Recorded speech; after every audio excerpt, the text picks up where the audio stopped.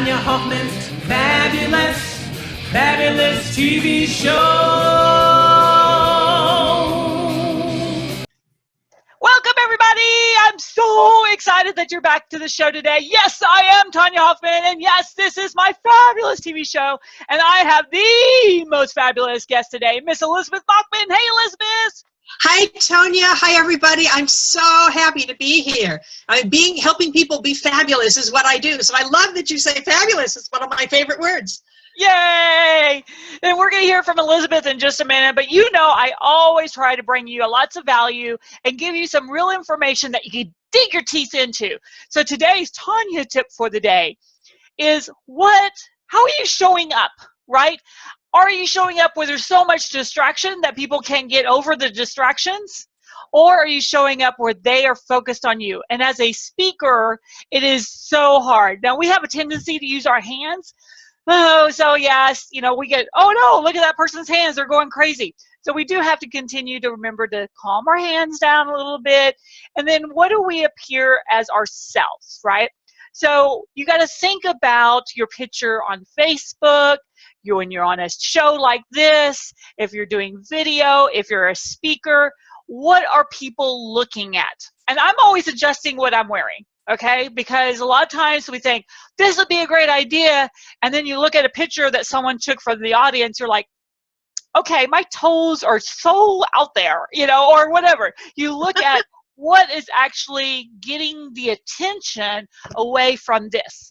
This is your money maker, okay? You want it focused on your face. So you don't want a bunch of really bright, blingy jewelry because people will be like, oh, I love that jewelry. You want them to focus on how much they love you and not the jewelry, okay? It's the same thing with patterns. You got to be careful about the patterns that you wear, or bright colors. Or this lady, oh my gosh, she had a beautiful brooch on. I mean, I was captivated by the brooch. I don't know what she was talking about. I was like, I have to have that brooch. So really think about how you come across, because it's more important than you think. It really is. Guys out there, you're listening, ties, right? Or your shirts that you're wearing. I've seen guys, and I'm like, I couldn't get over that their tie didn't match their shirt, okay? Or whatever it is. So it's really important to take away all the distractions and have it. People wonder why I wear black a lot, because there is no distractions in black, okay?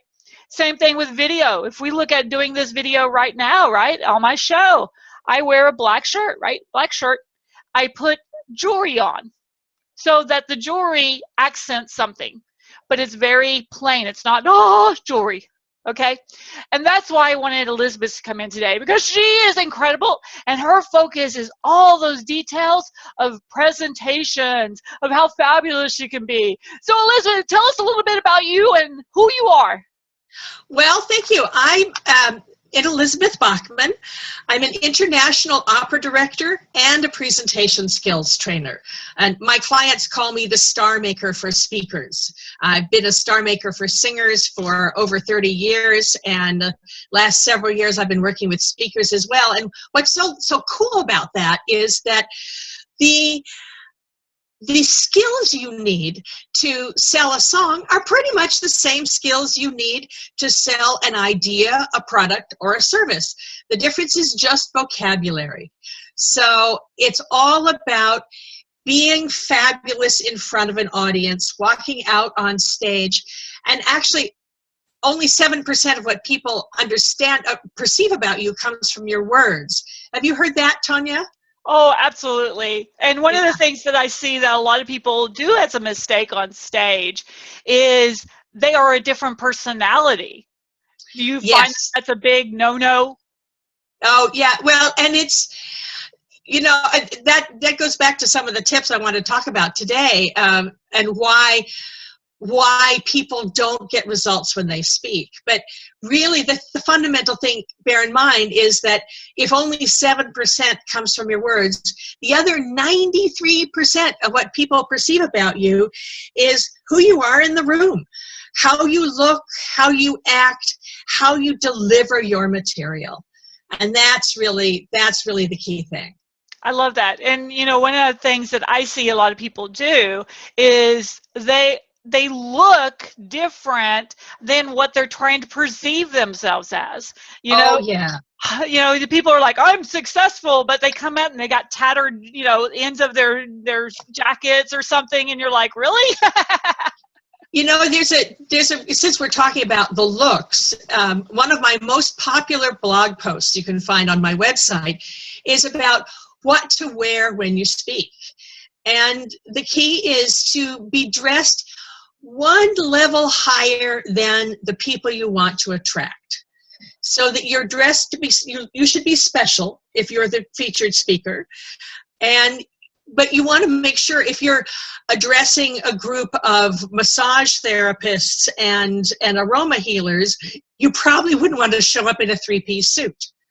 And you probably wouldn't wear tie-dye if you're presenting to a bank.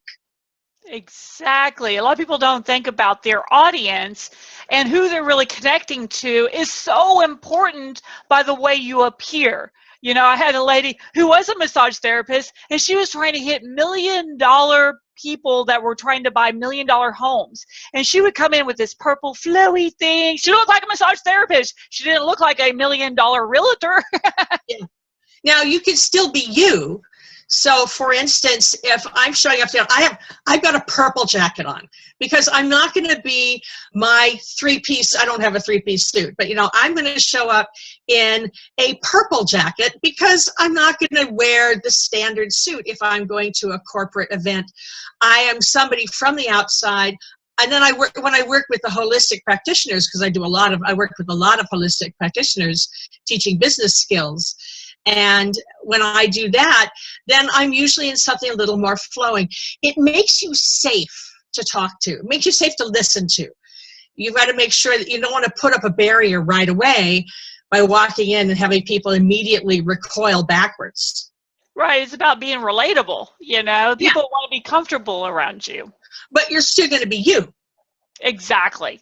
Because I've seen a lot of people that they'll go listen to a big speaker and suddenly they walk in with the exact same outfit that speaker had on. I haven't seen that, but yeah, you'd have to talk to my tailor to get my purple jacket. That one I had handmade for me, but yes.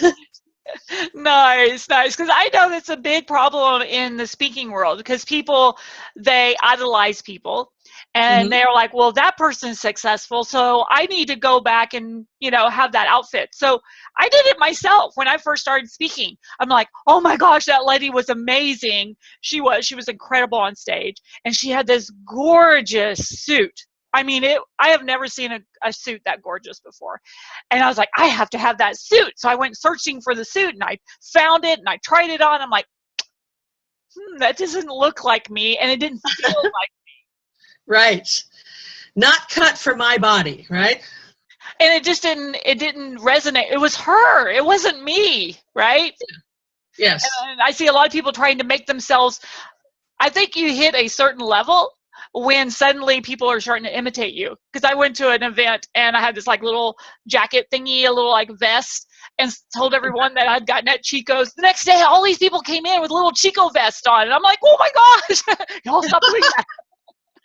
Well, that's it. The key is, though, but the key for speakers is you want to be you, but you also want to be the best you can be. Because if you're trying to get results from your speech, whether you're getting someone to invest in themselves through working with you, or are you inspiring people, or maybe you're trying to convince your team within an organization, and you convince your team to do what you want them to do. It's all about getting results. And people will invest with people, whether they're investing their money or their time and talent. It's you. You want to be the best you that you can be. And you also can shape and frame that so it's still the heart of who you are. And this is the heart of who you are, but also use the tools that people have been using for thousands of years to convince people to listen to you as opposed to the other guy. So when you say use these tools, what are some of those? Well, I could keep going back to what breaks my heart. So as I said, I'm an opera director, and I help people be amazing on stage. And that's where I really learned about presentation, was directing people like Luciano Pavarotti and Placido Domingo. And really what I learned from them and from that experience is that no matter how big you are, you still can't see yourself when you're the one who's up on stage, so, or in front of the group. So it helps to have somebody who's can give you informed feedback. Because the other thing is, if it's not great, people will say, oh, that's nice and it was lovely. But if they aren't ponying up, if they're not going to pull out their credit card and invest with you, especially if you're one of those who speaks to promote your business, you're not going to get any results. And what breaks my heart is to see smart, savvy presenters out there, and they're giving great information, but they're not getting the results. And there are really three reasons, biggest reasons. And then the first one is, are you not matching your message to the room? Now, do you know what I mean by that, Tonya? Yeah, you know. I see it all the time with speakers. Yeah. So you talk about what it is that you do, but it's not what they think they need. And so I hear speakers all the time say, but everybody needs what I have. But if they don't know they need it, it's not going to click. So our job as presenters is to get them to where they are, to make it about them, and to address what they're looking for. Yeah. Then once they start working with you, then you can give them what they actually need. Exactly. I always tell people it's like playing a chess game. You're not trying to teach that audience how to capture the king. All you're trying to do is convince them why they should sit down and play the game with you, right? Yeah, perfect. Exactly. Well, and that leads me to the second reason why people don't get results, and that's because they give too much how and not enough why. And I don't know, you've probably heard this before. Too much how, not enough why. But we all do it, because most speakers are pretty knowledgeable about something, about the thing that they speak about. And it's so tempting to give you the rules of the chess game, when really what you have to do is talk about why it matters, why you should sit down and play, and why you want to get that king. Exactly. And really breaking it down so that the very first time that they're even testing the market, right, they're just trying to see why they should be playing this game, is not how to capture the king. It's just how to move that first pawn move, right? It's about that very simple first step for people, so that you're not overwhelming them and making them feel like, I can't do it all, right? And show them how moving that pawn the right way, and then the next step is going to get them to the king. But you don't have to describe all the steps in between. Yes. Love so it. that they can see on what's possible if they work with you. Exactly. Love it, love it, love it.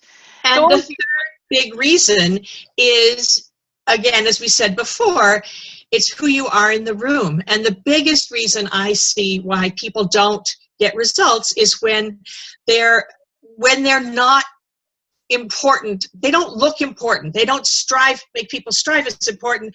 And they're either bland or too pushy on stage. Yes. Yeah. I see too many people that walk in and you would have no idea that they're one of the speakers. They look, talk, and act like everybody else in the room, and they don't stand out, right? It is a performance. It is a performance. And that's where my 35 years of helping performers really kicks in. I mean, that's what I've been teaching people for my whole career. So that's the big thing that I work on. I had a client named Mary who was wonderful. She's actually a writing coach. So her words of her speech were amazing. But when she got nervous, she got very quiet and her voice kind of went into a monotone. And so people wouldn't tune in. They couldn't hear her. I mean, really, literally couldn't hear her. And so we worked together, and she sent me an email the other day. She said, "Oh my God, it was so amazing because I'm so excited about the workshop. I only had 3 minutes.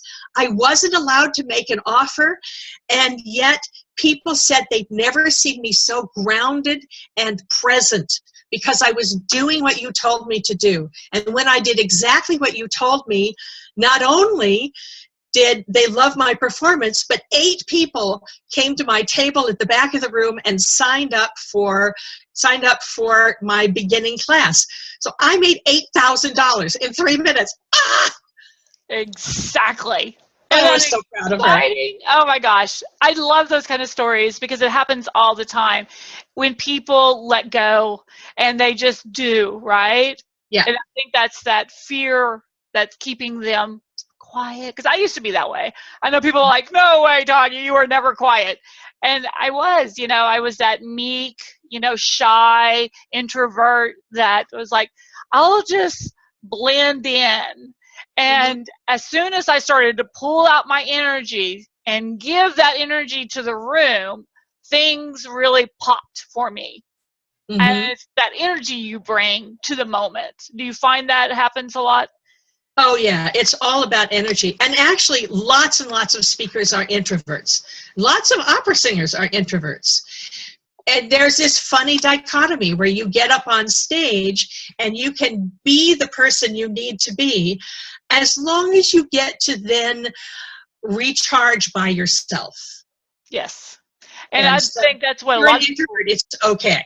Exactly. Most of my friends are introverts. I'm still a recovering introvert, but it is about that energy exchange. What I've always heard about what's an introvert, what's an extrovert. Introvert is someone who pulls the energy in, right?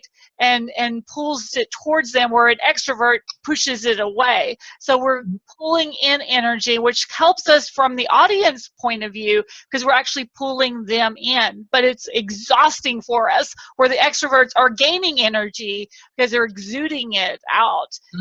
A unique kind of approach on it. I could talk about that exhaustion, actually, because that's a big part of what I do.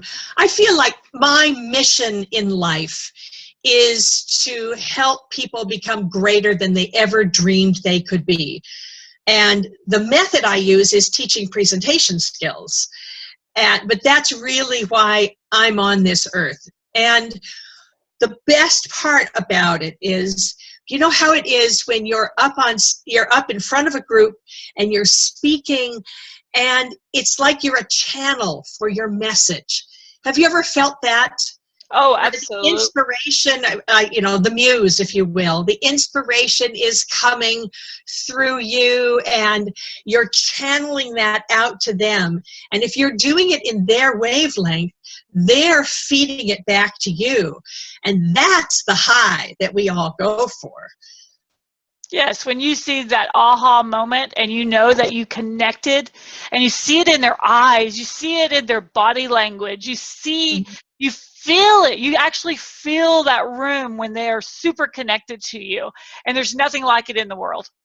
Yes, exactly.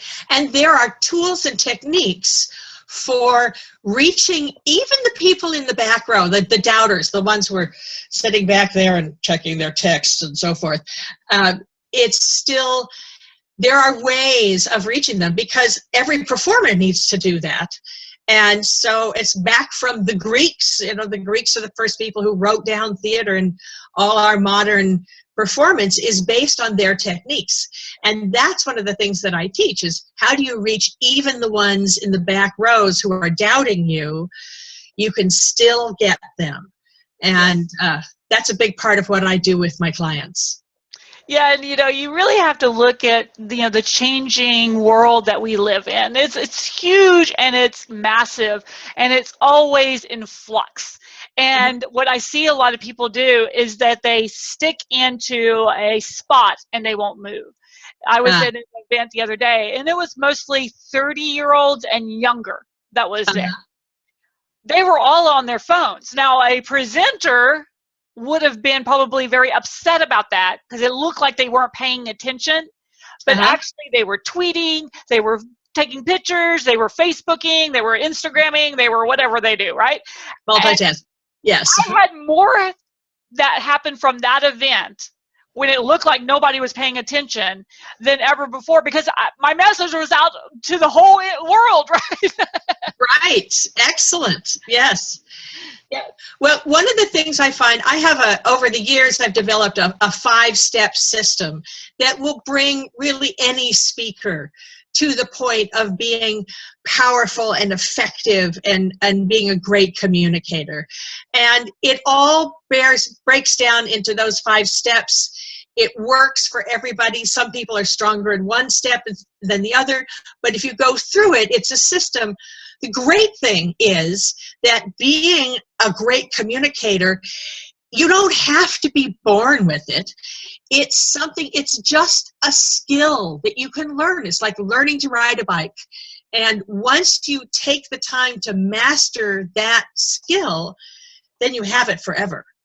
I love it. I love it. Well, and I know you have something to give away to our listeners today. What is that? Well, they call me the Star Maker for speakers. And so on my website, which is elizabethbachman.com, I have a free series of tips. They come by email, some are video, some are text. And these are a series of short, useful tips that you can, it's called the Star Maker's Secrets for Speakers. And it's a compilation of things I've learned in my 30 plus years training presenters. And it's my gift to my fellow speakers and my fellow presenters. So just go to elizabethbachman.com and you'll see there's a link on the upper right-hand side and just click it. It's free. It's a gift. It's because it's what I want to give to my colleagues. And so remember that her last name looks like Bachman, but it's Bachman, Bachman. And Elizabeth with a Z, like the Queen of England. Nice, nice. Well, obviously, y'all need to jump over and do that like now. Okay, in a couple seconds. And we want to definitely get you connected in. Also, look at our next upcoming speakers certification program.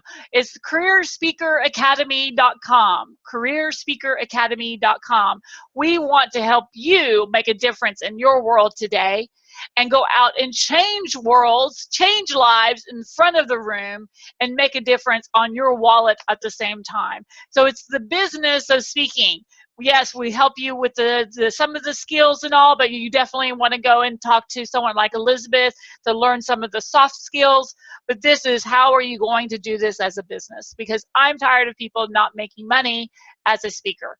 So get out there, right, and make a difference, change lives, and guess what? Have a great income coming in at the same time. So go to check out our website and you can find out the next upcoming event. No matter where and what time you're listening to this, go and check that out. We would love to have you in on our next certification program. So thank you, Elizabeth, for coming back. I want you to come back on my show really soon. Thank you, Tonya. I can't wait. Yay! All right, everybody. We are so glad that you came today. Again, check out elizabethbachman.com. You also want to go and book her for your next opportunity to speak.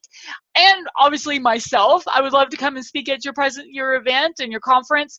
Just go to Public Speakers with an S, association.com.